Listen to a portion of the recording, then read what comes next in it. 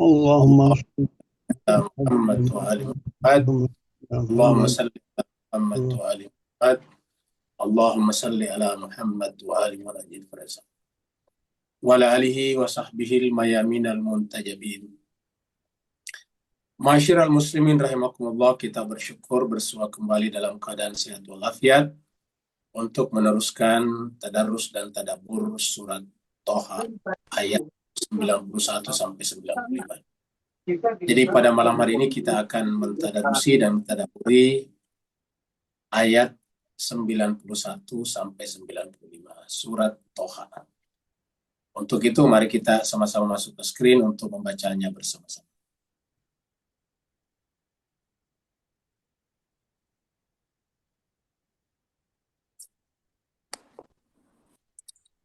أعوذ بالله من الشيطان الرجيم.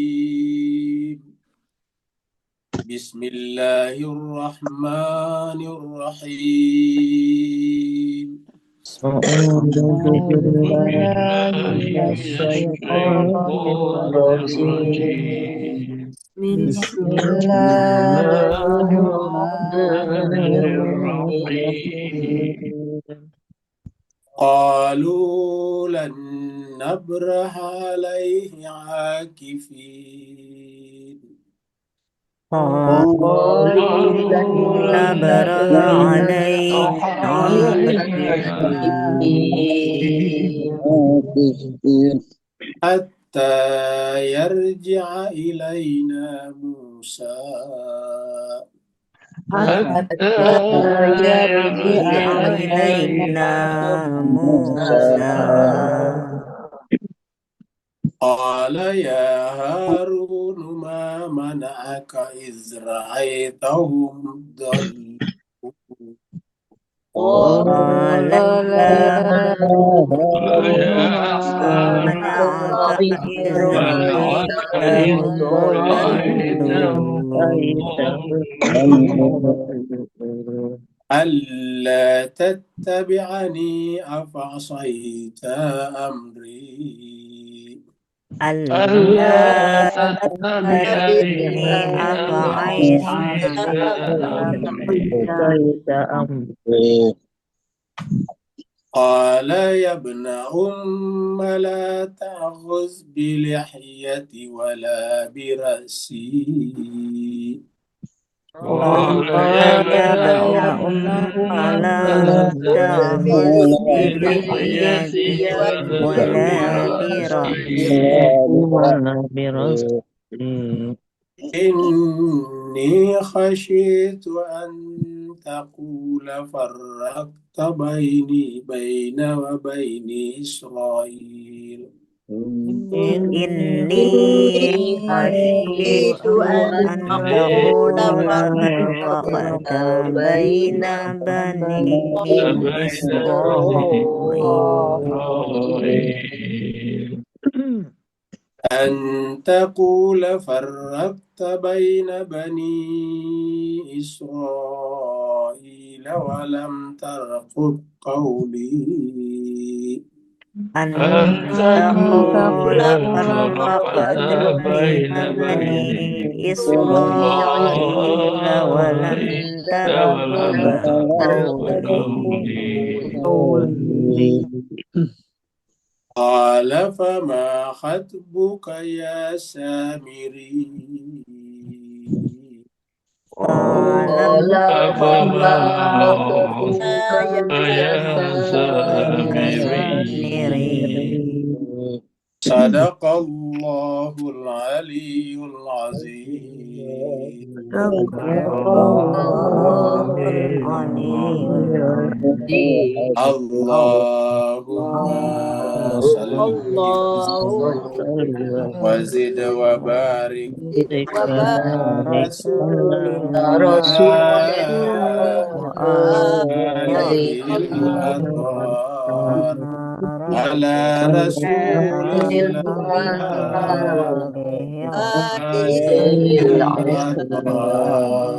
Allahumma shalli ala Muhammad wa ali Muhammad. Allahumma shalli ala Muhammad. Allahumma shalli ala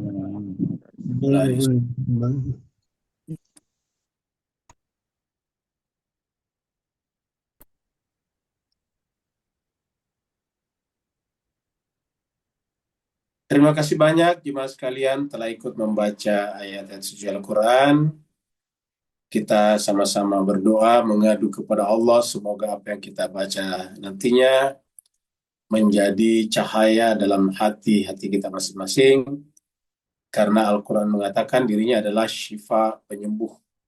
Semoga penyakit-penyakit hati kita dalam berbagai bentuknya bisa sembuh dengan sendirinya dengan baca ayat-ayat tersebut, sehingga hati kita semakin mendekati hati para nabi dan rasul, yaitu hati yang suci, hati yang kita bawa datang dari Allah, dan sejatinya juga hati yang kita bawa kembali kepada Allah SWT pada saat kita nanti meninggal dunia.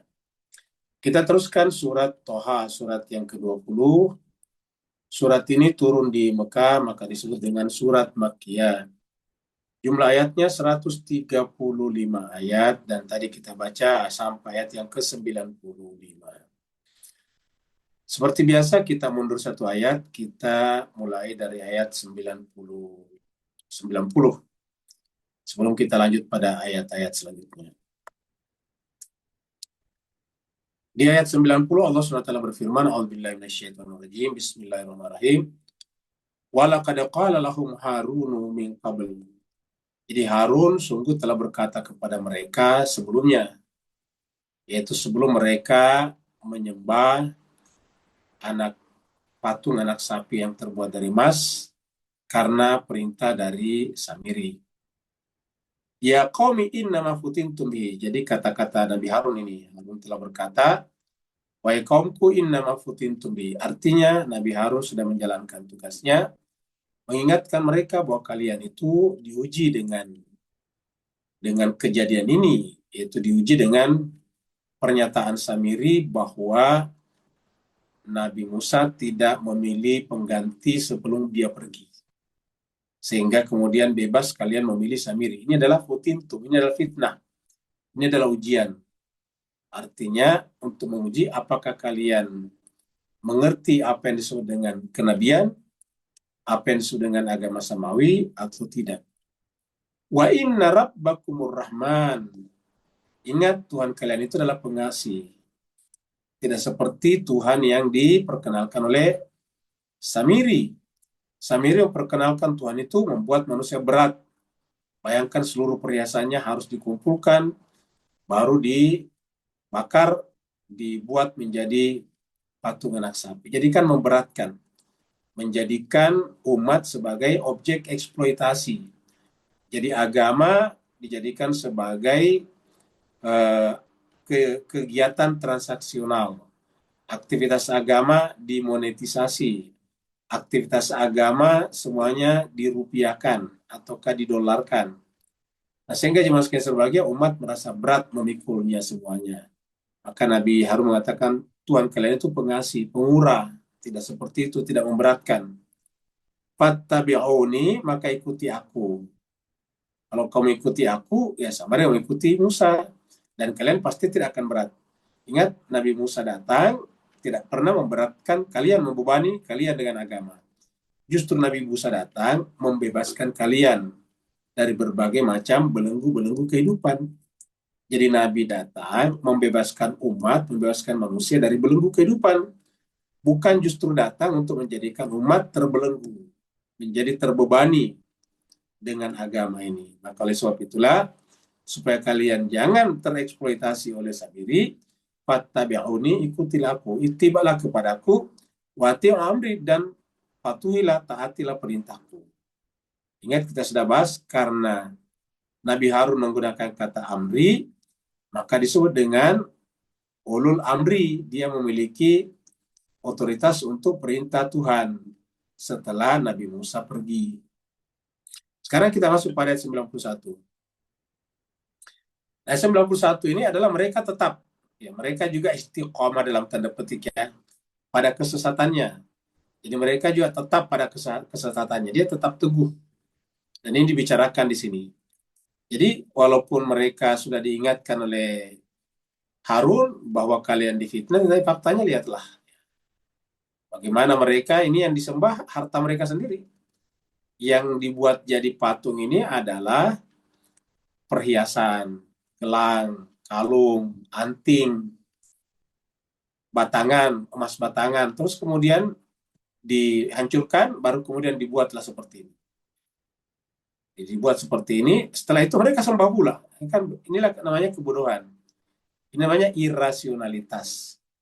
Jadi ini adalah tadinya gelangnya, kalungnya, setelah dibuat jadi begini mereka sembah. Ya, ingat. Nah, jadi Mas Serba, kenapa bisa ada bunyinya? Karena ini kosong. Kalau kosong itu baru di sini ada lubang, kan lubang nih. Hidungnya lubang, di belakang juga lubang. Maka otomatis saudara masuk keluar ya bunyi. Kayak trompet itu kan ditiup. Ya. Ditiup ada jalan keluar udara, maka dia berbunyi. Jadi itu adalah sudah merupakan hukum fisika. Maka pernyataan pembangkangan mereka mengatakan kami tidak akan meninggalkannya. Jadi kami tidak akan meninggalkan, bahkan menggunakan kata akifina. Akifina itu adalah dari kata itikaf. Nanti kita akan lihat bahasa Arabnya. Nah, jadi inilah jemaah sekalian berbahagia yang mereka lakukan. Sampai mereka mengatakan nanti kami berhenti kalau kembali Nabi Musa kembali. Ya. Jadi inilah apa namanya. Baru 40 hari pergi Nabi Musa, belum sampai 40 hari sudah terjadi penyembahan berhala. Ini kan menjelaskan kepada kita pentingnya yang namanya pemimpin ilahi. Pemimpin yang dipersiapkan oleh para nabi dan rasul. Dan ini gampang membicarakannya sebetulnya. Sebagaimana sekolah-sekolah sekarang, universitas atau uni sekarang, bisa berkelanjutan. Ingat, universitas ada yang sampai ribuan tahun umurnya, seperti Al-Azhar. Atau seperti Oxford yang ada di Inggris sana. Nah, itu sudah seribuan tahun umurnya. Pertanyaan kenapa universitas ini bisa berlanjut sampai sekarang? Karena sederhana. Ada dosen, ada guru, dan guru mengajar, kemudian yang paling pintar akan jadi dosen lagi, diangkat jadi dosen lagi. Dosennya itu diangkat oleh universitas berdasarkan kapabilitasnya, bukan diangkat oleh sesamanya mahasiswa, bukan dipilih oleh manusia, tetapi diangkat oleh dosennya, mendapatkan approval dari dosennya, seperti itu. Jadi inilah, ya. Kalau mereka berkata, tadi kan Nabi Harun mengatakan, kalian ini difitnah, kalian ini adalah dicoba dengan kejadian ini. Ya, kalau kalian mau lulus, artinya tidak goyah dengan ujian ini, ya ikutlah sama saya, fattabi'uni, ikutlah saya. Dan taatilah perintah saya, pasti kamu akan selamat. Tapi, apa kata mereka? Qalu, mereka menjawab. Ini yang mereka jawab adalah Nabi Harun ya. Yang kita sampaikan kata qalu di sini, ya. Qalu di sini adalah menjawab tadi, menjawab tadi pernyataan Nabi Harun. Karena Nabi Harun tadi mengatakan bahwa kalian itu diuji, futintum, kalian dapat ujian. Ini fitnah. Ya. Kenapa kalian percaya tiba-tiba bahwa Samir itu pemimpin? Padahal Samir itu tidak pernah punya kapabilitas, tidak pernah dipersiapkan oleh Nabi Musa, tidak pernah juga membantu Nabi Musa. Tapi apa jawaban mereka? Lan nabraha. Lan sekali-sekali kami tidak. Ya, kata-kata lan itu sebenarnya tidak. Kami tidak. Nabraha alaihi. Kami tidak akan meninggalkannya. Ya. Lan nabraha. Kami tidak akan berhenti melakukannya. Bahkan akifina, kami dalam keadaan bertekun. Kami tidak akan berhenti untuk iktikaf. Nah, kira-kira itu. Ini akifin dari kata iktikaf. Jadi kalau Bapak Ibu lihat ayat-ayat iktikaf itu akifina, iktikaf. Ya. Kalau kita misalnya lihat surat Al-Baqarah 125 ya, kita lihat di sini. Surat Al-Baqarah 125. Kalau Al-Baqarah 124 sudah sering diangkat ya. Coba kita lihat 125. Allah berfirman, "Wa idh ja'alnal baita mathabatan linnas." Dan ingatlah tatkala kami jadikan Baitullah itu sebagai mathabatan, sebagai tempat pengikat hati manusia untuk bersatu. Mathabatan itu isbat.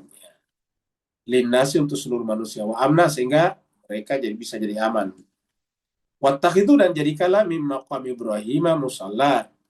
Di Baitullah sekitarnya itu jadikanlah maqam Ibrahim sebagai tempat salat.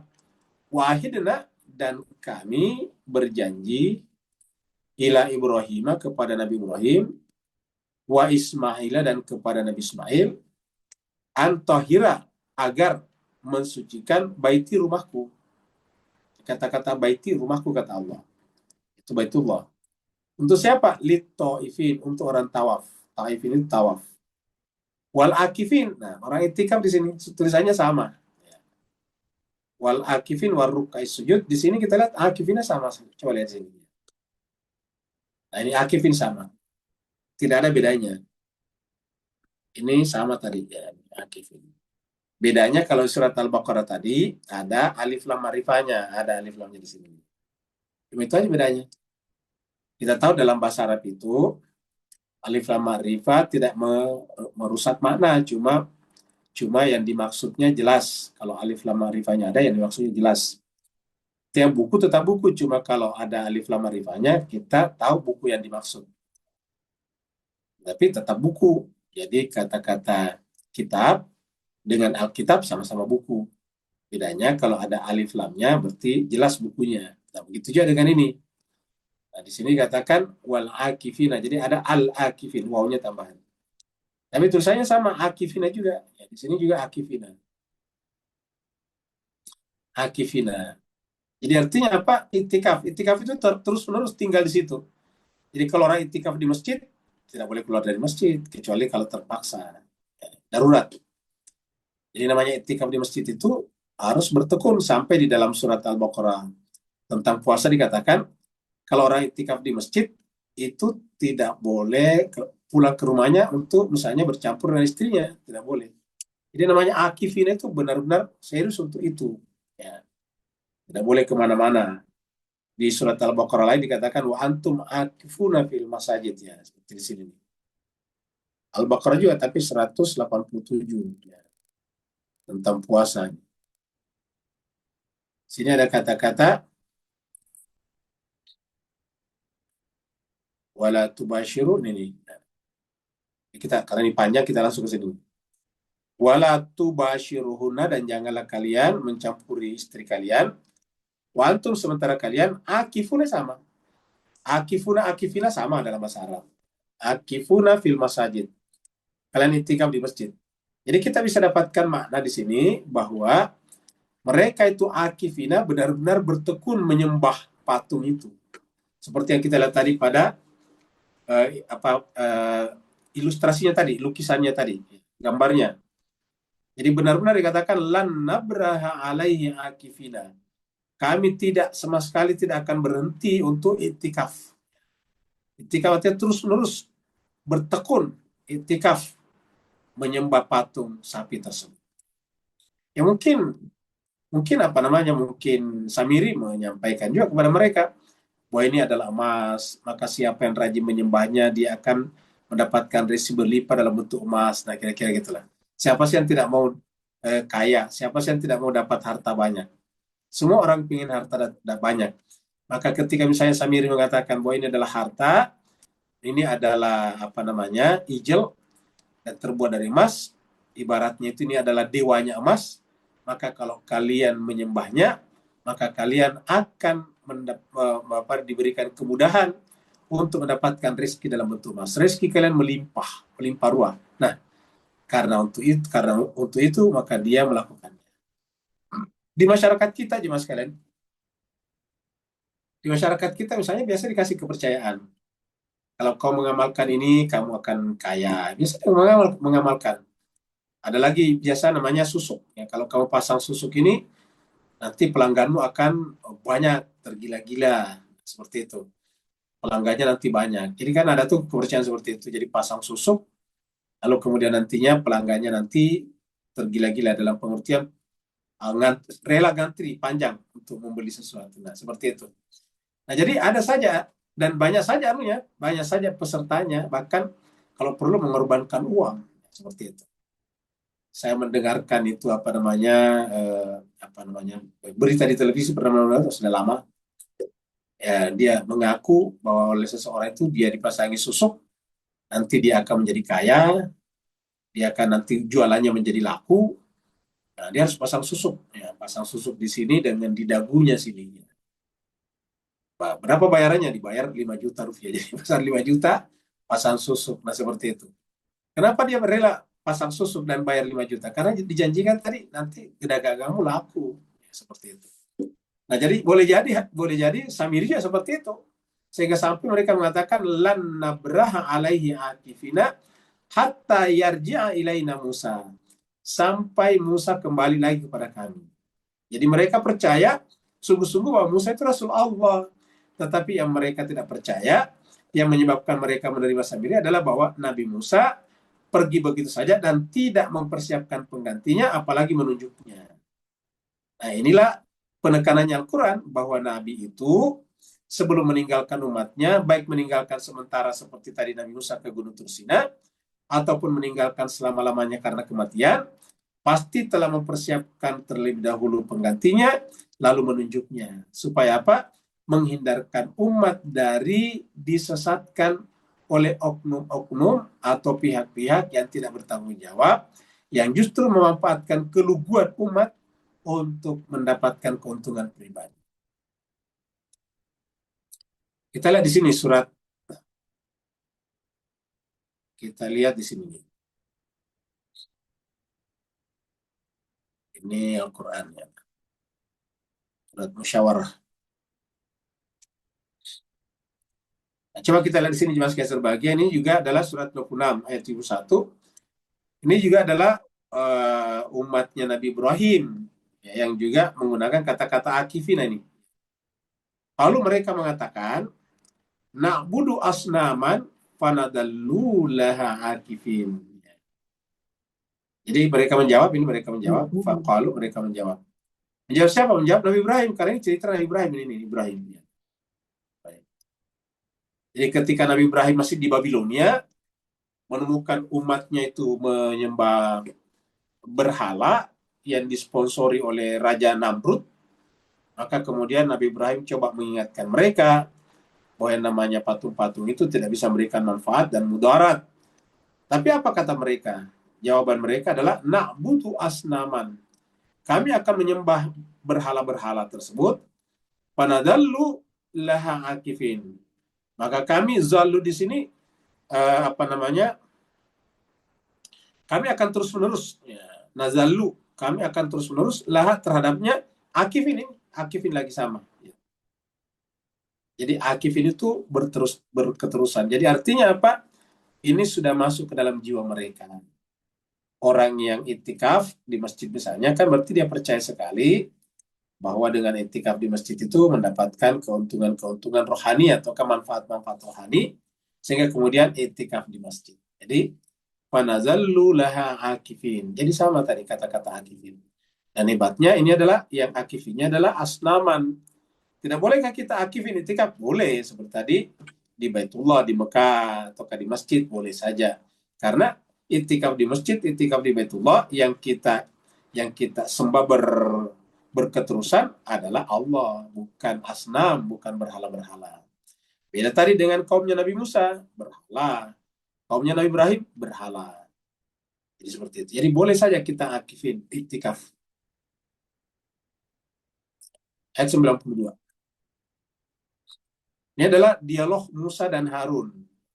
Di dialog Musa dan Harun. Jadi ini kan ada dua nanti oknum di sini ditinggalkan Musa. Kejadian. Pertama Nabi Harun. Kemudian nanti Samiri. Jadi Harun, kenapa kok bisa tiba-tiba di take over, diambil alih kepemimpinanmu, kira-kira gitu. Kok bisa tiba-tiba Samiri mengambil alih, lah tiba-tiba menghijack, membajak kepemimpinan. Tentu Nabi Musa bertanya kepada Harun dulu, bukan kepada Samiri. Nah, setelah jawaban Harun ditemukan, nanti pada berikutnya Nabi Musa bertanya lagi kepada Samiri. Apa yang kita tangkap di sini, ini menunjukkan bahwa dalam Islam itu yang penting adalah pertanggungjawaban, rasionalitas. Ya, kalau Nabi Musa menganggap itu selesai, udah biarin aja kan begitu. Tapi Nabi Musa mewakili Tuhan harus bertanya, kenapa kamu membiarkan umat menyembah? Kenapa kok umat tiba-tiba menyembah sapi? Begitu ya nanti Nabi Musa bertanya juga kepada Samiri.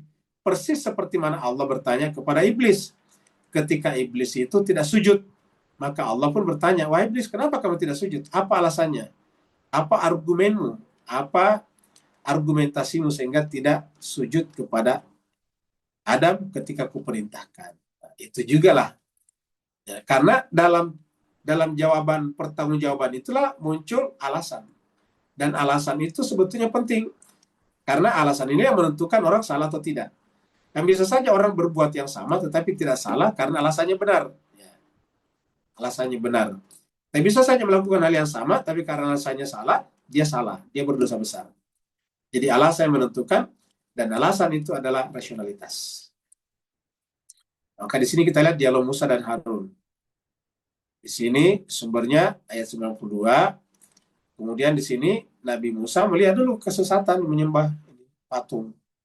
Baru Nabi Musa bertanya kepada Harun, apa yang menghalanginya? Kita lihat, apa yang menghalangi artinya apa yang menyebabkan kamu kok diambil alih?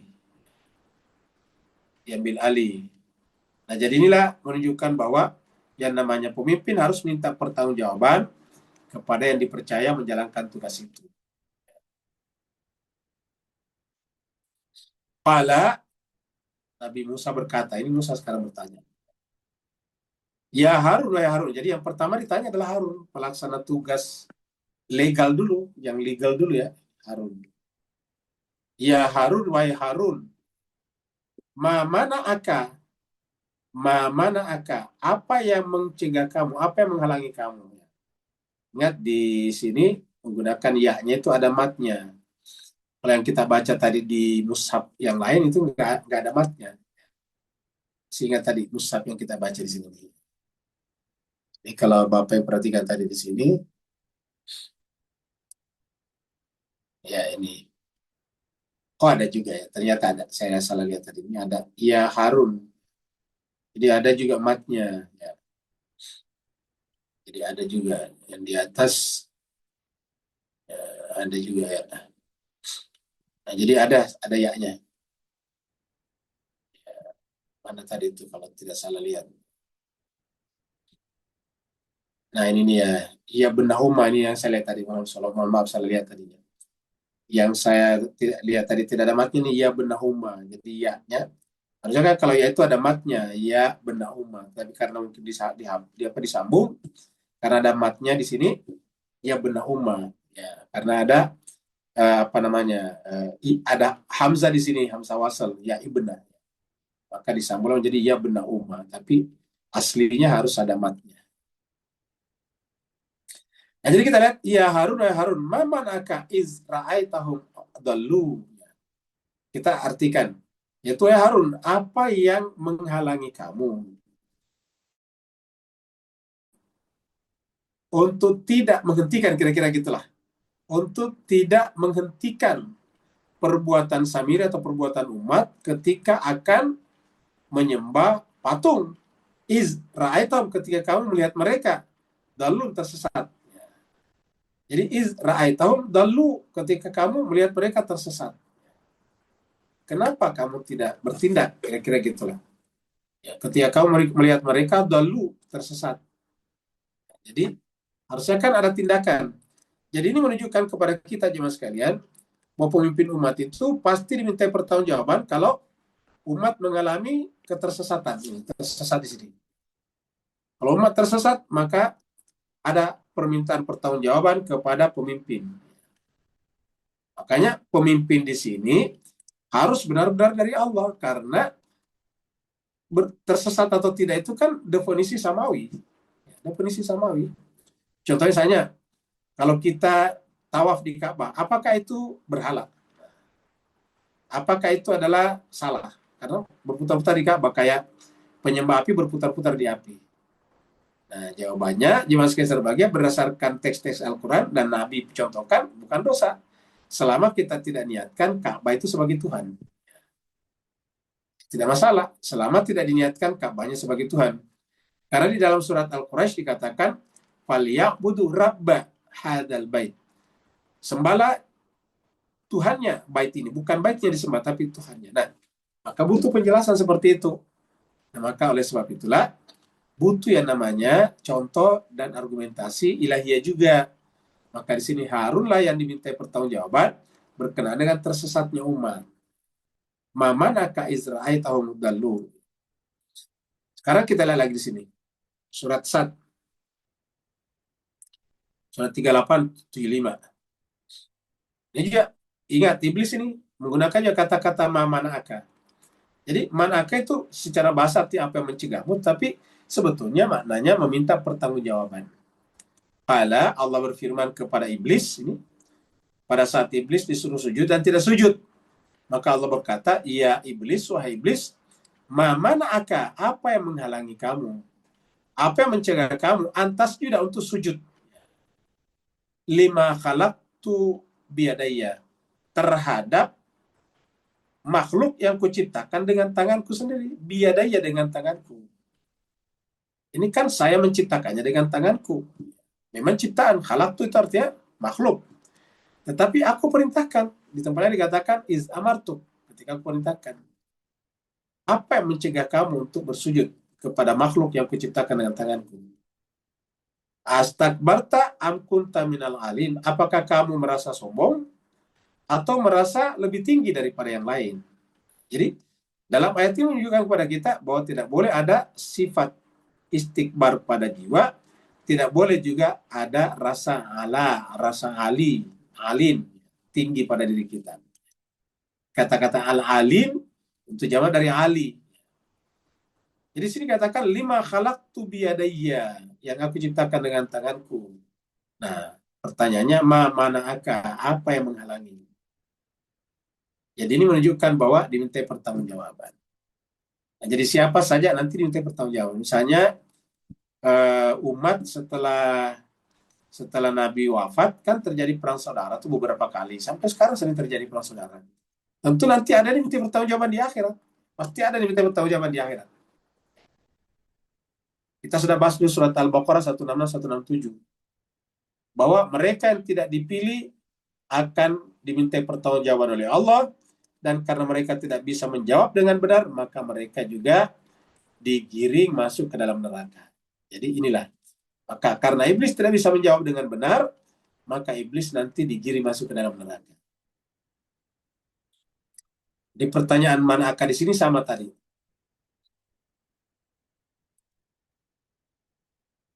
Adalah pertanyaan Nabi Musa kembali masih terus kepada Nabi Harun. Ya, maksudnya apa yang mencegah kamu untuk tidak mencegah mereka, untuk tidak menghalangi mereka menyembah patung? Padahal aku sudah perintahkan, kira-kira begitulah Musa berkata kepada Harun, sudah diperintahkan. Engkau tidak mengikuti aku. Nah, ini kata-kata Nabi Musa. Apa engkau sengaja membangkang kepada aku, kira-kira gitulah. Ya, tabian itu mengikuti aku. Apa asaita amri, apakah kamu mendurhakai amarku, perintahku? Ingat, Nabi Musa menggunakan kata amri, tadi Harun juga menggunakan kata amri, masih ingat tadi? Ya, amri juga. Jadi amarnya Harun adalah amarnya Musa. Amarnya Musa, amarnya Allah. Jadi muncul lagi di sini. Ya. Nah, inilah jemaah sekalian sebagai pentingnya integritas dalam tugas. Tuhan Nabi Musa bertanya, apakah engkau sengaja melanggar perintahku? Coba kita lihat ayatnya. Allah tattabi'ani, sehingga engkau tidak ikut kepadaku. Kan tadi pertanyaannya kepada Musa, kepada Harun, apa yang mencegah kamu sehingga tidak berbuat apa-apa ketika melihat umat tersesat? Allah tattabi'ani, kenapa kamu tidak mengikuti aku, tiba kepadaku? Nah, kata-kata tattabi'ani diucapkan tadi juga Harun. Baru kemudian afa asaita amri, ini Harun juga mengucapkan ini. Apakah engkau sengaja durhaka, membangkang terhadap perintahku? Pertanyaan Musa kepada Harun. Kita lihat dulu di sini. Kita kembali ke sini. surat 20 ayat 91. Ya, ini. Ya. Jadi kita kembali dulu kepada pernyataan Nabi Harun ayat 90. Walaqad qala lahum Harun. Harun sungguh berkata kepada mereka min qabl sebelumnya. Ya qaumi wa qaumku innama futintum bihi. Sungguhnya apa yang dilakukan Samir itu adalah ujian bagi kalian. Wa inna rabbakumur rahman. Sungguhnya Tuhan kalian itu pengasih. Nah, fattabi'uni. Nah, ini kan berarti sudah kita lihat sendiri bahwa Harun telah melakukan itu. Jadi yang ditanyakan tadi Nabi Musa sudah terjawab dengan ayat ini bahwa Harun itu bukan tidak ittiba kepada Nabi Musa. Jadi karena Nabi Harun ini mengatakan fattabi'uni, dan ittibanya umat kepada Nabi Harun hakikatnya ittibanya kepada Nabi Musa, dan ittibanya kepada Nabi Musa hakikatnya ittiba kepada Allah Subhanahu wa taala.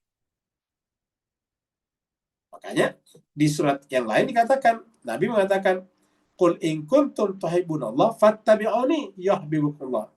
Katakanlah Muhammad, in kuntum tuhibbunallah, jika kalian benar-benar cinta kepada Allah, fattabi'uni, sama fattabi'uni yuhibbukumullah, nanti Allah akan mencintai kamu. Jadi sama. Qul, katakan Muhammad, in kuntum, jika kalian tuhibbunallah, benar-benar cinta kepada Allah, fattabi'uni, maka ikutilah aku. Kata Nabi Muhammad kita di ayat itu. Baru yuhibbukumullah, artinya ittiba kepada Nabi Muhammad, ittiba kepada Allah. Dan karena ittiba kepada Allah menunjukkan kita cinta kepadanya, maka Allah juga akan mencintai kita. Nah, begitu ya di sini, karena Nabi Musa menghilang atau pergi selama 40 hari, maka kemana kita harus ittiba? Ya, ittibanya kepada Nabi Harun. Nah, ingat ya sekalian. Jadi ittiba dan kepatuhan itu harusnya pada orang yang hidup berdasarkan ayat ini. Karena Harun mengatakan di sini, Nabi Musa lagi tidak ada. Karena Nabi Musa tidak ada, maka kalian harus fattabi'uni wa ati'u amri. Kenapa? Karena aku adalah representasi Nabi Musa. Apa buktinya? Saya dipersiapkan dan saya dipilih, saya diangkat oleh Nabi Musa sesaat sebelum pergi. Dipersiapkan jauh sebelumnya. Ketika Nabi Musa diperintahkan datang kepada Fir'aun, izhab ila Fir'aun. Maka kemudian Nabi Musa mengatakan, maka berikanlah kepada saya pembantu min ahli. Jadi itu doanya Nabi Musa. Di surat Toha juga kita bahas dulu. Min ahli Haruna akhi, Harun saudaraku. Maka dengan demikian kita sudah lihat Harun adalah dipilih oleh Musa, hakikatnya dipilih Allah. Maka taat kepada Nabi Harun hakikatnya taat kepada Nabi Musa. Taat kepada Nabi Musa hakikatnya taat kepada Allah. Ini taatnya. Sini tiba. Nah, jadi coba lihat mas sekalian, tiba. Jadi apabila kita tidak tiba kepada Nabi Musa atau ke Allah, maka hakikatnya kita telah menyimpan daripada kebenaran. Jadi kata kuncinya pada fattabi'uni wa ati'u amri. Jadi ada ittiba, ada kata taat, dan baru kemudian amri di sini. Siapa yang mengucapkan di sini? Nabi Harun. Nah, seperti itu. Siapa yang mengucapkan tadi pada ayat yang kita lihat sini? Nabi Musa. Ingat Nabi Musa ini. Amrinya sini siapa kata ini? Nabi Musa. Allah tattabi'ani, apakah engkau tidak ittiba kepada aku, ya Harun? Ya. Apa saya tak amri? Apakah mendurhakai amarku? Berarti amarnya Nabi Harun adalah amarnya Nabi Musa, dan amarnya Nabi Musa amarnya Allah. Ittiba kepada Nabi Harun adalah ittiba kepada Nabi Musa, ittiba kepada Nabi Musa, ittiba kepada Allah. Maka siapa yang tidak ittiba kepada Harun, tidak ittiba kepada Allah hakikatnya. Nah, jadi jelas sekali jemaah sekalian.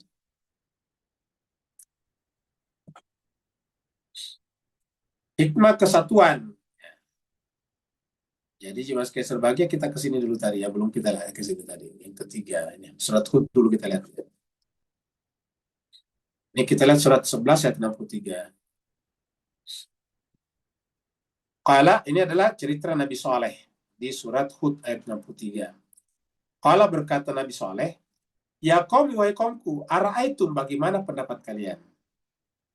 In kuntu, jika aku ini ala bayyinatin, berada di atas bukti yang jelas, min Rabbi, dari Tuhanku. Artinya apa kira-kira gini? Kalau kalian bisa memahami bahwa saya ini adalah membawa bayyinatin min Rabbi, berarti patuh kepada saya hakikatnya patuh kepada Allah, ittiba kepada saya hakikatnya ittiba kepada Allah. Wa atani minhu rahmatan, dan dia Allah memberikan kepada saya, Allah Rabbi di sini memberikan kepada saya minhu, daripadanya, rahmatan, rahmat. Sama dengan rahmat kita, rahmatan lil alamin. Faman yansuruni min Allah, maka siapa, maksudnya kalau aku durhaka kepadanya, siapa yang bisa menolong aku? Faman yansuruni min Allah in asaituhu. Kalau aku durhaka, apa itu durhaka? Yaitu tidak melakukan apa yang diperintahkan kepada saya, maka siapa yang bisa menolong aku? Jadi Nabi saja berkata begitu, apalagi kita. Fama tazidunani ghaira takhsir. Fama tazidunani ghaira takhsir. Kalian tidak menambah apa-apa kepadaku kecuali kerugian. Maksudnya kalau kalian, satu-satunya yang bisa menolong aku Allah. Kalau kalian enggak, justru menambah kerugian bagi saya. Nah, inilah kita lihat jemaah sekalian bahwa durhaka kepada Nabi hakikatnya durhaka kepada Allah dengan kata-kata asaituhu. Sekarang kita masuk pada 94. Respon lembut terhadap ketegangan. Ya, ini adalah jawaban Nabi Harun kepada Nabi Musa. Jadi inilah jawaban Nabi Harun. Ini Harun Nabi Musa. Musa ini yang ada tongkatnya. Nah, jadi kita lihat hal-hal yang dipertimbangkan, yaitu tetap tidak boleh berpecah persaudaraan. Ingat, jadi apa yang terjadi berkaitan dengan ini tetap tidak boleh. Jadi walaupun ini menyangkut masalah akidah, tidak boleh menjadi penyebab perpecahan. Wah, harus dibenarkan iya, tetapi membenarkannya tidak boleh menyebabkan terjadinya perpecahan. Jadi agama ini, terutama prinsip-prinsipnya, seperti menarik benang dari dalam tepung. Benangnya harus ditarik, tetapi tepungnya tidak boleh rusak. Kedua, menghindari kekerasan fisik. Jadi ketakutan akan perpecahan di sini demi persaudaraan tadi. Menjaga keutuhan. Ya. Tetapi pada saat yang sama juga harus menjaga amanat Nabi Musa. Ya. Jadi inilah seninya agama. Karena tidak boleh meruntuhkan persaudaraan, tidak boleh menciptakan perpecahan, apalagi kekerasan fisik. Tetapi pada saat yang sama amanah tetap harus terjaga dengan baik. Nah, disinilah seninya, inilah sudah dengan hikmah. Maka seperti dikatakan Allah dalam surat An-Nahl ayat 125, ud'u ila sabili rabbika bil hikmati wal mau'izatil hasanah. Ajaklah manusia kepada jalan Tuhanmu dengan cara yang sebaik-baiknya. Bil hikmati, dengan hikmah. Wal mau'izatil hasanah, dan pelajaran yang baik. Jadi disampaikan. Seperti itu. Qala, Harun menjawab. Kan tadi ini masih dialognya Harun dengan Nabi Musa. Qala, kemudian Harun menjawab. Ya bena Umma, wahai putra ibuku. Ya, tadi ya bena Umma. Ya bena Umma, wahai putra ibuku. Berarti kan ada dua kemungkinan di sini. Memang bersaudara kandung. Menyebut kata ibu itu menunjukkan bahwa penyebab persaudaraan paling tinggi itu adalah ibu.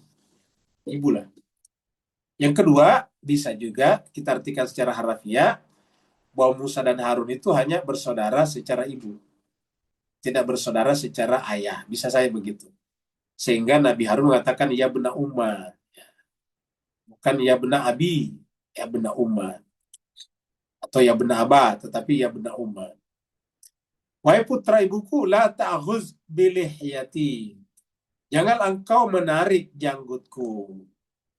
Bapak Ibu, Tuan dan Puan sama berbahagia, di tradisi setiap manusia, masyarakat ada tradisinya, ada kultur, ada culture. Kalau kita di Asia Tenggara, terutama kalau di Indonesia, orang Nara jangan pernah pegang jenggotnya, pasti tambah marah. Jangan pernah dipegang jenggotnya, pasti tambah marah. Terus gimana caranya? Biasanya diusap-usap dari belakang.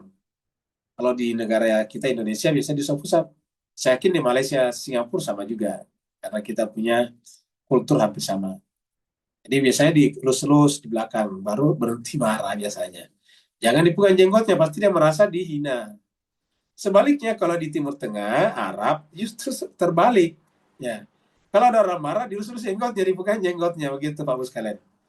Jadi kalau di sana itu ada orang marah, pegang jenggotnya, pasti berhenti marah. Sebaliknya jangan pegang di belakang, itu marah sekali. Itu bagi mereka itu adalah pamali untuk dipegang kepala dari belakang. Jadi terbalik kan. Inilah yang disebut dengan kultur, culture. Culture itu baik, tetapi kebaikannya tidak bersifat universal. Karena bisa berbeda-beda pada setiap wilayah, setiap negara. Bahkan sama-sama satu negara. Sama-sama di Indonesia, itu berbeda lagi kulturnya antara Sunda, Jawa, Jawa, Batak, Batak, Makassar. Beda-beda lagi. Nah, jadi dengan demikian, perlunya mempelajari kultur setiap daerah. Jadi, ya benar umalah ta'khudz bilihiyati. Jangan engkau menarik jenggotku, kan begitu. Karena kalau menarik jenggot kan berarti bahwa dia ingin membuat saya berhenti marah, padahal saya tidak marah. Kira-kira itulah kata Nabi Harun. Wala birasi, dan juga jangan kepalaku. Jangan pegang jenggotku dan kepalaku. Inni khasyitu an taqula. Saya khawatir mereka salah paham. Kenapa kita mengangkat salah paham? Karena kata takut. Apakah takutnya Harun di sini? Takut karena perbuatan Musa? Enggak mungkin. Karena perbuatan Musa pasti benar. Ya. Maksudnya di sini takutnya mereka salah paham. Ya. Begitu. Inni khasyitu an taqula farraqta baina Bani Israel. Nanti aku khawatir engkau berpikir bahwa aku ini karena mereka menganggap aku salah, saya ini telah saya menjadi penyebab terjadinya perpecahan. Dengan begitu kamu dipahami oleh mereka terjadi perpecahan baina Bani Israel, antara Bani Israel, bukan antara saya dengan Bani Israel, tapi di antara Bani Israel tidak boleh berpecah. Coba jemaah sekalian kita lihat di sini ya. Bani Israel. Jadi oleh sebab itulah, ingat, Bani Israelnya di sini bukan antara saya dengan Nabi Musa, kira-kira gitulah Pak sekalian. Bukan antara Musa dan Harun, tapi baina Bani Israel. Jangan sampai Bani Israel berpecah. Jangan sampai Bani Israel berpecah. Nanti ada yang pro Musa, ada yang pro Harun. Akhirnya kemudian nanti bikin masing-masing kelompok. Ya, kelompok pro Harun dan pro Musa. Nah, ayat ini menjelaskan kepada kita bahwa umat itu tidak boleh berpecah belah. Tidak boleh berpecah belah. Bolehkah kita bikin organisasi? Boleh. Tapi organisasi bukan menciptakan eksklusivitas dan mengeluarkan orang. Mengeksklud orang lain. Kita bikin organisasi A. Orang tidak masuk A seakan-akan bukan A. Kalau begitu berarti dia menjadi eksklusif. Dan itu adalah menciptakan perpecahan namanya. Karena ada ada kami dan mereka. Sedangkan kita sudah bahas haji itu meruntuhkan kata kami dan aku. Yang ada adalah kita. Ketika kita tidak berkata kita, berarti ada perpecahan. Kami dan kalian. Kan berarti ada dua entitas. Aku dan mereka. Berarti ada dua entitas. Dan kalau kita katakan kita, nah berarti semuanya masuk. Kita ini bersaudara. Siapa? Ya kita manusia bersaudara. Nah maka ayat ini menjelaskan kepada kita, jangan sampai terjadi perpecahan. Itulah jemaah sekalian serbahagia, boleh berkelompok, bisa saja bikin majelis-majelis taklim, organisasi, bahkan ormas, tetapi jangan sampai menjadi eksklusif. Masing-masing kelompok hanya mengurusi kelompoknya saja. Ya. Seperti itu. Walam tarkub qauli.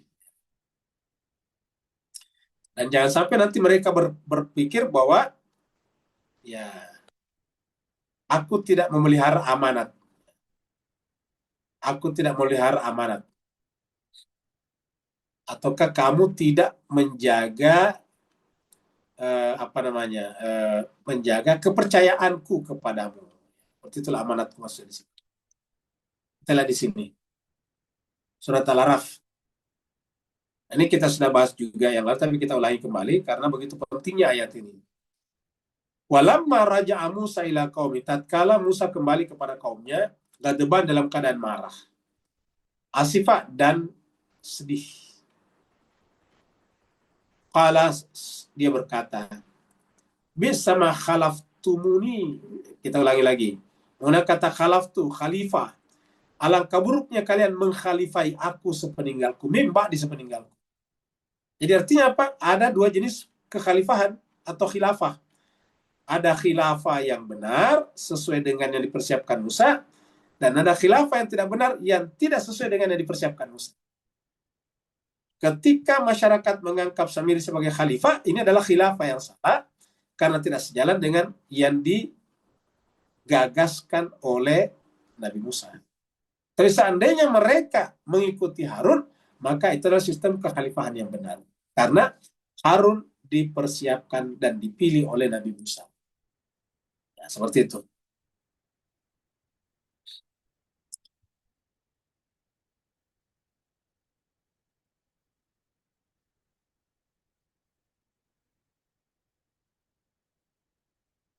Sekarang kita masuk pada ayat terakhir, yaitu ayat 95.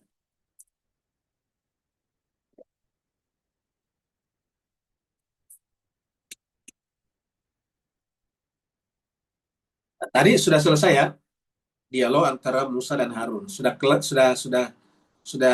jelas ya, kelar masalahnya. Sudah selesai. Nah, sekarang Musa datang kepada Samiri. Nah, ini Samiri. Sekarang Musa datang kepada Samiri. Sekarang Musa datang kepada Samiri.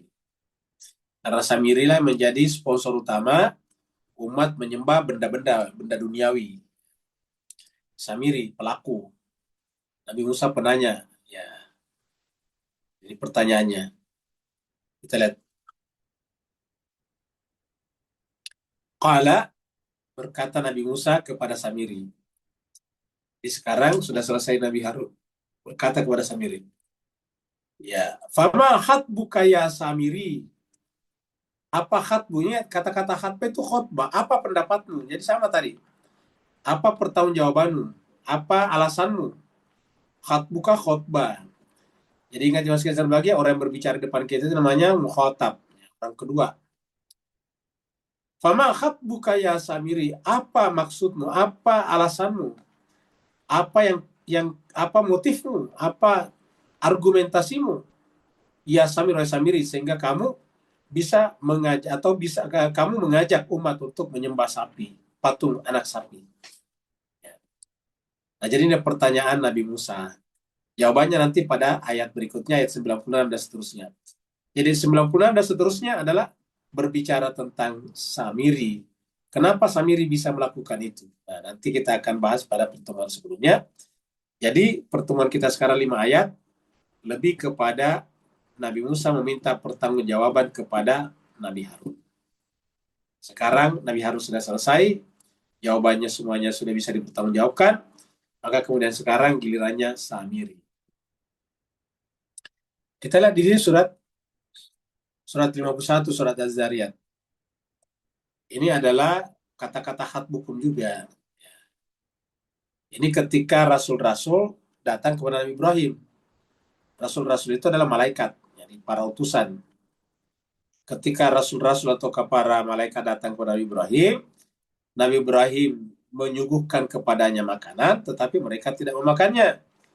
Nah, sehingga kemudian bertanyalah Nabi Ibrahim, qala, fama khatbukum ayyuhal mursalun. Apa khatbukum? Apa alasan kedatanganmu, kira-kira gitu? Apa argumentasimu? Apa alasan kedatanganmu, wa ayyuhal mursalun, kepada saya, menjumpai saya, wahai para malaikat. Jadi kata-kata khatbukum itu artinya pertanyaan tentang alasan. Apa alasanmu? Apa motifmu? Sehingga datang kepada saya, ayyuhal mursalun. Jadi itulah. Jadi intinya kata-kata khatbukum itu ada di Quran berkali-kali, dan semuanya maknanya sama, yaitu minta pertanggungjawaban. Jadi setiap kita membuat sesuatu di luar konteks yang telah diajarkan Allah dan Rasulnya, menyimpang dari yang telah dipersiapkannya, maka pasti dimintai pertanggungjawaban. Itulah sebabnya kita butuh ilmu, dan di dalam surat Al-A'raf dikatakan ayat 36, jangan pernah mengikuti sesuatu yang kamu tidak punya ilmu tentangnya. Harus punya ilmunya. Karena kita dimintai pertanggungjawaban, seperti kita lihat dalam surat 7 ayat 20, ayat berapa? 36 ya. Surat 17 maksudnya. Surat 17 ini. Ayat 36. Surat 17 ayat 36. Wala taqfu ma laisa laka bihi ilmun. Dan janganlah engkau mengikuti ma laisa, apa yang kamu tidak punya, laka bagimu, bihi ilmu. Jadi jangan pernah mengikuti sesuatu yang tidak punya ilmu tentangnya. Nah, bagaimana ilmunya kalau berkaitan dengan agama? Ya Al-Quran. Ingat, Al-Quran. Kalau hadis banyak sekali. Dan butuh keterampilan yang sangat dalam untuk memilah-milah mana yang benar, mana yang tidak benar kalau hadis. Kalau Al-Quran semuanya benar. Wala taqfu ma laisa laka bihi ilm. Maka ilmu yang dimaksud sini adalah kitab suci. Kenapa kita tidak boleh mengikuti sesuatu yang tidak punya ilmu? Inna sam'a, karena pendengaran, wal basara, dan penglihatan, wal fuada, dan hati, kullun, semuanya, ulaika kana anhu mas'ula, diminta bertanggungjawaban. Jadi pendengaran, penglihatan, akal, pikiran, kita artikan akal ini, semuanya itu adalah dimintai pertanggungjawaban. Kana anhu mas'ula, dimintai pertanggungjawaban. Ditanya. Pertanyaan nanti adalah mahat bukum. Nah, kira-kira gitu loh. Dimintai pertanggungjawaban, ditanya. Mas'ul itu ditanya, dari kata soal. Jadi oleh sebab itulah marilah kita selalu mengikuti sesuatu berdasarkan ilmunya. Nah, itu tadi adalah ayat sampai 95. Mari kita lihat hadisnya. Ada 2 hadis di sini ya. Pertama adalah Nabi dan patung di Ka'bah. Ingat, ada patung di Ka'bah juga. Ini adalah laporan daripada Ibnu Abbas radhiyallahu anhu. Ibnu Abbas itu berarti Abdullah bin Abbas. Qala berkata, Inna Rasulullah sallallahu alaihi wasallam, sungguhnya Rasulullah sallallahu alaihi wasallam, lama kadima, tatkala ya kadima aba, dia berjalan ya, mendahului ayahku. Jadi didahului ayahku maksudnya. Kadima aba, bapakku mendahulunya. An yadakhula, memasuki al-baita. Jadi suatu hari kami masuk ke Ka'bah dan ayahku mendahului Nabi. Ayahnya itu berarti Abbas ya. Karena yang berbicara ini adalah Abdullah ibn Abbas. Dia katakan bapakku suatu saat mendahului Nabi masuk al-baita. Wa fihi alihatun, dan ternyata di dalam Ka'bah itu ada alihah, ada patung-patung. Ada tuhan-tuhan, berhala-berhala. Fa'amara biha, maka kemudian Nabi memerintahkan kepada ayahku fa'ukhrijat, untuk mengeluarkan atau agar dikeluarkan patung-patung tersebut. Patung di dalam Ka'bah. Patung di Ka'bah itu agar dikeluarkan. Fa'akhraju surata Ibrahim wa Ismaila. Maka kemudian ayahku mengeluarkan semuanya patung-patung itu. Di antaranya di sana ada surata Ibrahim wa Ismail. Ada patung yang berbentuk, surah itu bentuk, gambar. Jadi patung berbentuk Nabi Ibrahim dan Ismail. Jadi mereka yakini ini adalah patungnya Ibrahim dan Ismail. Surata Ibrahim wa Ismail. Fi aidihima, dan di tangan keduanya, di tangan Nabi Ibrahim dan tangan patung Ibrahim dan patung Ismail, ada al-azlam. Al-azlam itu adalah anak-anak panah, semacam tempat nanti anak panah disimpan itu, nanti diundi, ditarik. Ada di situ tulisannya. Saya pergi tidak pergi. Nah, nanti pergi ke sana ngambil. Oh, tidak pergi, berarti tidak boleh pergi hari itu. Gitu. Azlam. Faqala Rasulullah sallallahu alaihi wasallam, maka Rasulullah bersabda, qatalahumullah. Ya. Apa maksudnya? Celakalah mereka yang menyembah patung-patung ini. Ama wallahi, karena demi Allah, laqad alim, sungguh mereka mengetahui, annahuma, bahwa keduanya, yaitu Ibrahim dan Ismail, lam yastaksima biha qattun, tak pernah sama sekali mengundi nasib dengan anak panah. Ya, jadi artinya apa? Semua orang di Mekah, orang Quraisy, karena mereka adalah keturunan daripada Nabi Ibrahim dan Nabi Ismail, tahu bahwa Nabi Ibrahim dan Nabi Ismail sepanjang hayatnya tidak pernah mengundi nasib dengan anak panah. Ya, maka dikatakan ini celakalah mereka, kok bisa-bisanya mengasumsikan Nabi Ibrahim dan Nabi Ismail itu mengundi nasib dengan menggantungkan al-azlam pada tangan keduanya. Inilah jemaah sekalian. Jadi kenapa bisa terjadi di sini? Yaitu penyimpangan. Karena agama tidak diteruskan oleh orang yang dipersiapkan oleh Nabi dan Rasul. Hadis kedua, Musa, Harun, sama dengan Muhammad dan Ali. Ini pernah kita bahas sebelumnya, tapi kita angkat lagi ayat lain. Karena banyak sekali, hadis lain. Ini hadisnya banyak sekali. Bapak bisa cari salah satunya, baru cari yang terkait dengan itu banyak sekali. Bukhari, Muslim, semua, hampir semuanya ada. Ya. Nah, di sini kita lihat lagi hadis dari Nabi. Ya. Anna Rasulullah, ini adalah dari Ibnu Mas'ud. An Abi, dari bapaknya. Anna Rasulullah sallallahu alaihi wasallam kharaja, bahwa jadi Ibnu Sa'ad maksudnya, mohon maaf, bukan Ibnu Mas'ud, Ibnu Sa'ad yang mendengar atau mengambil dari bapaknya, mendengar cerita dari bapaknya bahwa ayahnya itu menceritakan Rasulullah SAW pernah kharaja, keluar, ila Tabuk, untuk berperang di Tabuk, perang Tabuk. Wastakhlafa, ingat kata wastakhlafa, alian. Lalu dia menunjuk Ali sebagai khalifahnya. Wastakhlafa, sama tadi dengan Nabi Musa dengan Harun. Wastakhlafa alian, istakhlafa alian. Kalau tadi Nabi Musa, ya ingat tadi di sini. Ini tadi, ada di sini tadi ya, di sini. Surat mana tadi ini? Surat Al-Araf ini ya. 150 ini tadi ya. Bisama khalaftumuni. Nah, ini kata-kata khalaftumuni, kalian mengkhalifai aku. Nah, begitu aja di sini. Ya. Jadi wastakhlafa, dan dia mengangkat khalifah. Jadi istakhlafa itu mengangkat khalifah. Jadi dia menunjuk Ali sebagai khalifahnya. Wastakhlafa aliyan. Ya, jadi dia menunjuk Ali sebagai khalifah. Faqala, maka Ali berkata, "Atukhalifuni, apakah engkau ya Rasulullah mengangkat aku khalifah fisibyan, untuk menjaga anak-anak, wanita dan perempuan?" Kenapa? Kan kebanyakan mereka pergi berperang Tabuk. Qala, lalu Nabi menjawab, "Ala tarda antakuna, apakah engkau tidak suka, tidak ridho, antakuna, untuk menjadi minni, di sisiku, bimanzilati, menempati tempat, Harun min Musa, Harun di samping Musa. Ya.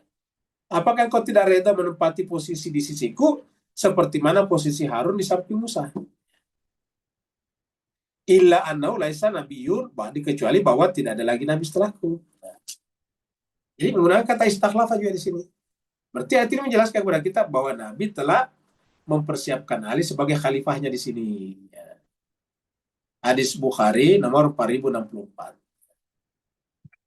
Jadi itulah tadi dua hadis. Nah, sekarang kita lihat kesimpulannya, garis besarnya. Jadi ini adalah dialog iman dan kepemimpinan sebetulnya. Kalau versi kesimpulan ini adalah dialog iman dan kepemimpinan. Masalah iman dan kepemimpinan, pelajaran dari surat Thaha dan hadis Nabi tadi. Di pentingnya kemurnian tauhid dan pentingnya estafet kepemimpinan. Pentingnya estafet itu tongkat keberlanjutan kepemimpinan. Tongkat estafeta kepemimpinan. Nah, jadi ini yang kita lihat di sini. Kita lihat di sini, mereka tetap menyembah berhala. Ketika Nabi Musa datang, dia tanya kepada Nabi Harun, kenapa bisa begitu? Setelah itu dia juga menginterogasi Samiri. Tapi jawabannya Samiri belum ada di ayat ini. Kemudian Nabi misalnya dalam hadis, ini ke atas sama, ke bawah juga sama. Nabi juga begitu. Ketika masuk ke dalam Ka'bah, dia menemukan ini patung Ibrahim dan Ismail digantungi di tangannya dengan azlam. Ya. Lalu kemudian hadis berikutnya, Nabi mempersiapkan Sayyidina Ali sebagaimana Musa mempersiapkan Harun. Musa Harun, Muhammad dan Ali. Musa mempersiapkan Musa di sampingnya Harun, Harun di sampingnya Musa, Ali di sampingnya Nabi. Gitu. Ujian ketidakhadiran, amanah kepemimpinan, dilema persatuan dan pemurnian tauhid. Akar krisis saat pemimpin pergi. Ingat, akar itu kan sumber krisis, akar krisis adalah saat pemimpin pergi, baik pergi sementara ataupun selamanya. Pemimpin, disitulah masalah krisis muncul. Kenapa? Karena begitu pemimpin pergi, pertama terjadi kekosongan. Ya, terjadi kosongan. Nah, pada saat terjadi kekosongan, disinilah titik kritisnya muncul. Titik kerentanan, karena tiba-tiba bisa yang ambil alih di sini, tarik ke bawah. Ya, maka kalau ini dilakukan, maka muncullah provokasi. Muncullah Samiri intervensi dan mengeksploitasi celah ketiadaan otoritas utama. Jadi ketika tidak ada otoritas utama, disitulah masuk orang seperti Samiri. Fase ketiga, regresi. Regresi itu penurunan. Ya, kembali kepada insting lama, yaitu insting jahiliyah. Jadi kesesatan struktural jarang terjadi secara tiba-tiba. Ia lahir dari distorsi yang dieksploitasi oleh provokator saat figur otoritas utama tidak hadir atau tidak ada. Dilema sang wakil. Inilah dilemanya Harun. Ingat, kalau Harun memaksakan, harus mengikuti saya, terjadi perpecahan. Sementara Harun menjaga keutuhan umat. Tapi pada saat yang sama, keutuhan tauhid dipelihara. Nah, maka jemaah sekalian saudara, kita lihat antara keutuhan tauhid dan keutuhan umat didahulukan kalau kita lihat tadinya itu. Kenapa jemaah sekalian berbahagia? Karena kalau masih utuh, masih gampang diperbaiki. Tapi kalau terjadi perpecahan, bisa saling bunuh-bunuhan. Jadi kita lihat di sini. Jadi kalau berdasarkan ayat-ayat ini, persatuan harus didahulukan.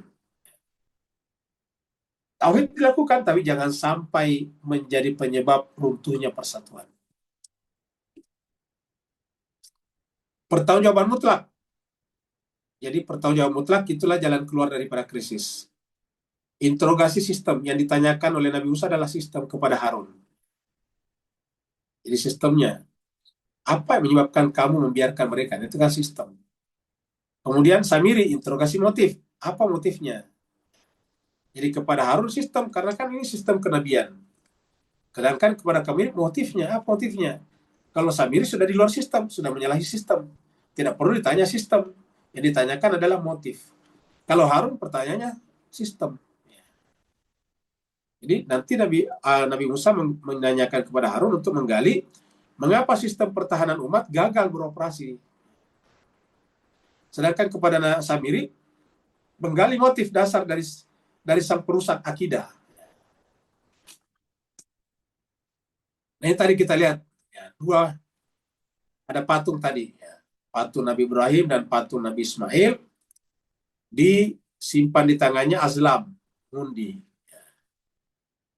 Nah, kalau kita lihat sini terjadi distorsi namanya, karena aslinya Nabi Ibrahim Ismail tidak begini. Jadi harusnya dari sini kita lihat bahwa ini salah, ini adalah terjadi distorsi. Terjadi retak di sini, ada yang salah. Kenapa? Karena Nabi Ibrahim dan Ismail sama sekali tidak pernah melakukan itu. Nah inilah, jadi gampang sebetulnya.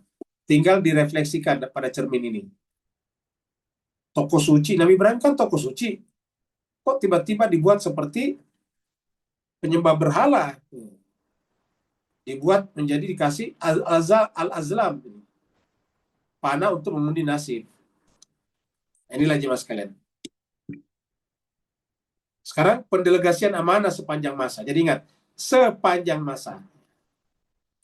Kita lihat ini era Musa, Bani Israel. Era Nabi Muhammad, generasi sahabat. Jadi eranya Nabi Musa pada Bani Israel. Eranya Nabi Muhammad, generasi sahabat.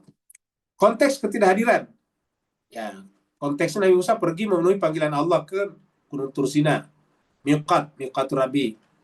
Sedangkan Nabi Muhammad pergi memimpin umat pada perang Tabuk. Sama-sama pergi. Pergi menjumpai Allah, ini pergi ke perang Tabuk. Sama-sama perintah Allah. Kemudian amanah pendelegasian. Harun ditinggalkan untuk memimpin dan menjaga Bani Israel. Sedangkan untuk Nabi Muhammad, Ali bin Abi Thalib ditugasi khusus menjaga kewanitanegaraan dan keamanan kota. Ingat, artinya kata ditugasi tadi ditunjuk sebagai khalifah. Validasi posisi wakil. Harun adalah seorang nabi pendamping. Bedanya setelah nabi tidak ada lagi nabi. Setelah Rasulullah tidak ada lagi nabi.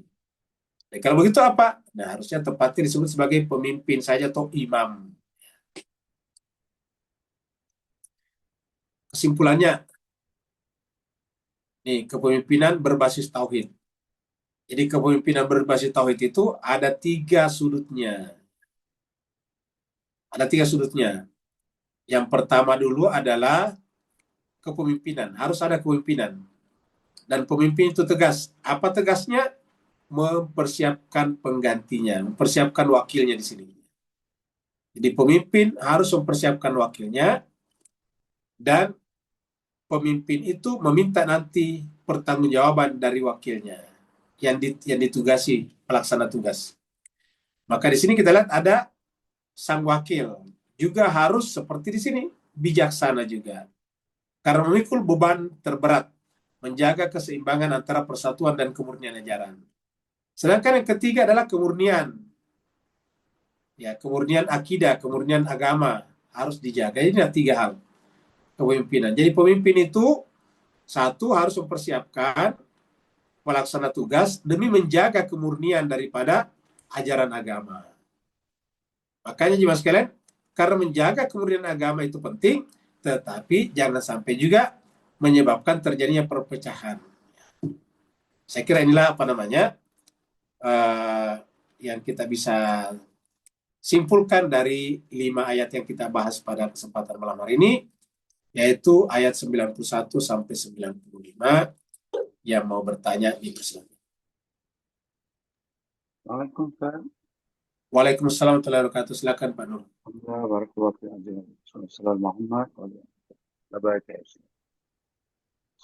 Kembali pada gambar raja pendelegasian sama kesimpulan tadi, bahawa kita kenal benar Samiri zaman Nabi SAW wafat, berjaya kita belakang umat.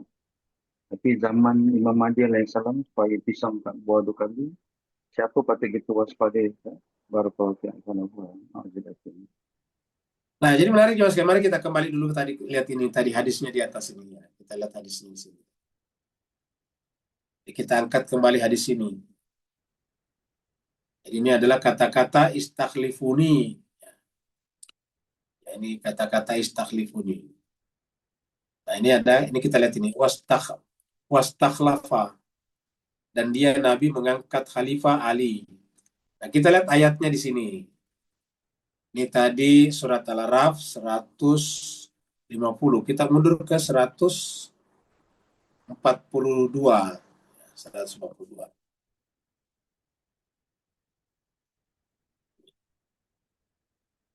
Wa wa'adna Musa salasina lailatan, dan kami membuat janji dengan Nabi Musa selama 30 malam. Watmamnaha, lalu kami sempurnakan, tambahkan 10 hari lagi. Fatamma miqatu Rabbi arba'ina laila, sehingga sempurnalah perjumpaan dengan Tuhannya itu selama 40 malam. Jadi Nabi Musa pergi selama 40 malam. Wa qala Musa li akhihi, dan berkatalah Musa kepada saudaranya. Siapa saudaranya? Harun disebutkan. Wa qala Musa li akhihi, kepada saudaranya Harun, sebutkan Harun. Maka katanya, ukhlufni, yani artinya apa? Gantilah aku sebagai khalifah. Ukhlufni, ya. Jadilah khalifahku, kira-kira gitulah. Jadilah khalifahku. Fi qaumi, ya. Fi qaumi. Jadi jadilah khalifahku di tengah-tengah kaum.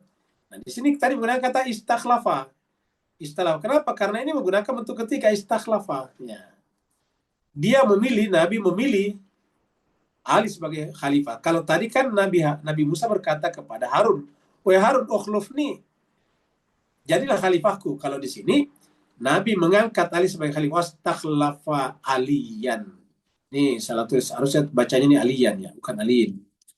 Aliyan. Jadi di atas harakatnya. Wastakhlafa aliyan, dan Nabi mengangkat Ali sebagai khalifahnya. Nah, makanya permintaan pertanggungjawabannya sama tadi. Atau khalifuni, apakah engkau mengkhalifai aku? Menjadikan aku khalifah, kata Ali. Ya, maka begitu juga tadi Nabi Musa kepada Harun pada saat pulang dari sana dan menemui umat dalam keadaan menyembah berhala. Nah, jadi dari sini kita lihat secara tekstual, secara tertulis, itu jelas sekali bahwa ada pendelegasian. Dan seperti ditanyakan tadi Pak Nur, di mana-mana, ingat Bapak sekalian, di mana-mana, kalau ada kepala pergi atau pimpinan pergi, pasti memberikan delegasi. Pasti memberikan delegasi. Contohnya misalnya, ibu pergi. Kalau ada anak perempuannya atau anak yang lain, pasti mendelegasikan. Ini mama pergi ya, ibu pergi. Itu mama lagi memasak. Ya. Kamu harus tungguin itu masakan selesai, baru boleh istirahat, baru boleh tidur misalnya. Kamu boleh main game, kamu boleh menonton televisi, kamu boleh tidur, tetapi harus tunggu dulu selesai masakan mama itu. Nah, itu namanya pendelegasian.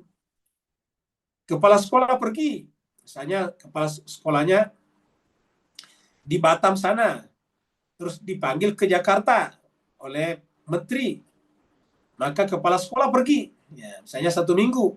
Sebelum dia pergi, apa kira-kira dilakukan? Mendelegasikan tugas-tugasnya kepada wakilnya. Di mana-mana begitu, pasti ada pendelegasian. Jadi pendelegasian itu adalah sifat alamiah manusia yang bersifat universal kepada orang yang lebih cocok menjalankan tugasnya, yang biasa disebut dengan khalifah atau wakil. Dan apa yang dilakukan penerima delegasi persis seperti yang menjadi tugas daripada pemberi delegasi. Jadi pemberi delegasi memberikan kepada yang diberi delegasi, maka yang diberi delegasi atau yang didelegasikan kepadanya harus menjalankan persis sama dengan yang diamanahkan oleh pemberi delegasi, ya, ataukah pendelegasi. Kalau tidak, nanti akan diminta pertanggungjawaban. Ini adalah alamiah. Maka jemaah sekalian berbahagia, mengherankan sekali kalau ada agama yang tidak seperti itu. Ada agama tidak seperti itu. Di organisasi seperti Muhammadiyah NU, selalu ada pengganti setelah masa jabatan ketua selesai. Masa jabatan pimpinan selesai, pasti dipilih penggantinya dulu. Ingat, dipilih penggantinya. Tidak mungkin pergi tanpa pengganti. Begitu juga dengan yang lain-lain. Sopir saja, sopir, driver, pemandu. Ya. Kalau pemandunya capek, maka biasanya satu bus itu pasti ada 2, ada wakilnya, ada keneknya, ada ada pembantu driver. Terutama kalau jarak jauh misalnya, bus-bus jarak jauh. Nah, begitu sopir utama capek, dia butuh istirahat, yang biasanya memandu ataukah menjadi sopir adalah penggantinya yang sudah dipersiapkan. Ingat, pengganti yang sudah dipersiapkan. Semuanya di mana-mana begitu. Ya. Maka mengherankan kalau kemudian ada agama samawi yang kemudian tidak punya pengganti yang terdelegasikan dari atas. Ada lagi yang lain? Ya, ada di chatroom. Baik, kalau tidak ada, kita masuk ke chatroom ya.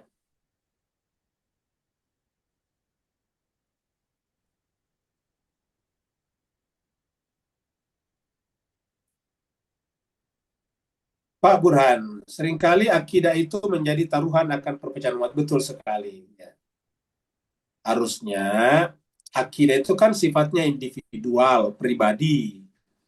Sedangkan yang namanya umat banyak, jadi harusnya jangan sampai karena masalah akidah terjadi perpecahan. Maka kita sampaikan tadi, memelihara akidah itu sama dengan menarik benang dari dalam tepung.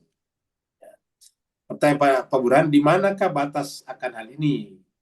Itu tadi batasnya adalah seperti menarik benang dari dalam tepung atau menarik rambut dari dalam tepung. Ya. Itulah apa namanya? Itulah batasnya.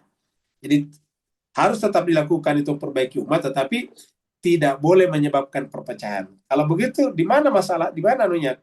Keywordnya, kuncinya. Kata kuncinya ada pada ulamanya atau ustadznya, begitulah kira-kira. Ulama tetap harus berbicara tentang akidah, tetapi tidak boleh menyebabkan perpecahan. Maka cara menyampaikannya harus dengan hikmah, seperti dalam surat An-Nahl itu ayat 125 yang mengatakan ud'u ila sabili rabbika bil hikmati. Jadi kita masuk ke screen dulu, lihat ayat itu biar lebih jelas ya. Surat 16 ayatnya 125.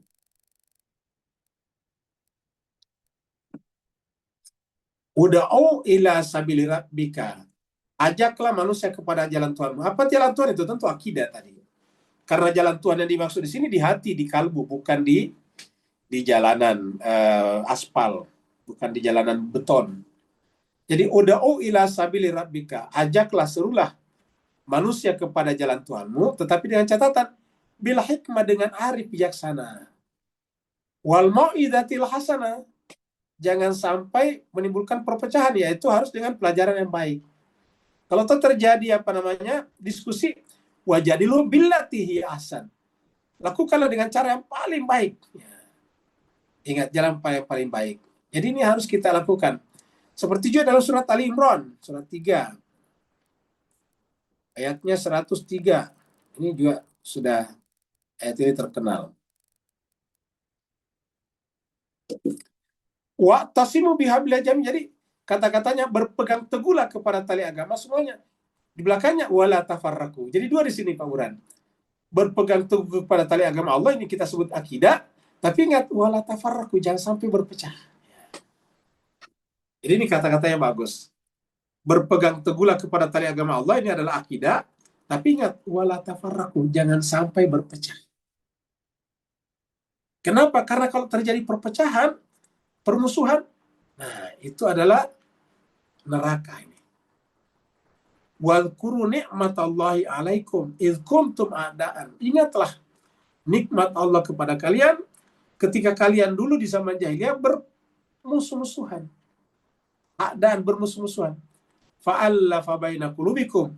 Lalu dengan agama ini, dengan nikmat iman ini, kalian menjadi bersatu. Menjinakkan hati kalian menjadi bersatu. Fasbahtum, maka menjadi kalian binikmati, dengan nikmat itu ikhwana, bersaudara. Nah, pada saat tadi bermusuh-musuhan, kuntum ala syafa khufratin minan nar. Pada saat bermusuh-musuhan, kalian berdiri di jurang api neraka. Jadi dengan demikian, kita harus melakukannya, tetapi dengan kata-kata yang tidak boleh menyakiti orang, menggurui, terus seakan-akan menganggap kita ini lebih baik.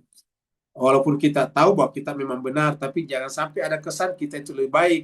Karena seperti tadi di surat 16 ini kita kembali lagi, yang paling tahu yang tersesat itu adalah Allah. Jadi jangan sampai kita, kata-kata kita aslinya harusnya mengajak, tetapi menjadi provokasi perpecahan.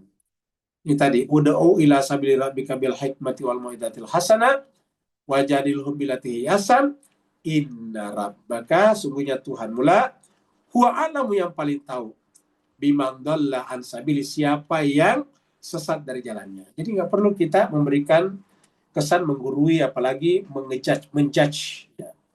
Orang lain punya keyakinan.